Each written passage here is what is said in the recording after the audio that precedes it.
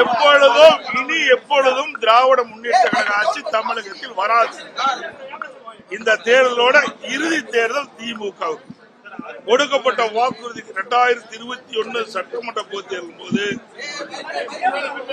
திமுக அறிவிக்கப்பட்ட தேர்தல் அறிக்கையில் 4 ஒரு பங்கு தேர்தல் அறிக்கை கூட நிறைவேற்றப்படவில்லை. எல்லா தரப்பு மக்களும் போராட்டத்தில் இறங்கிவிட்டார்கள்.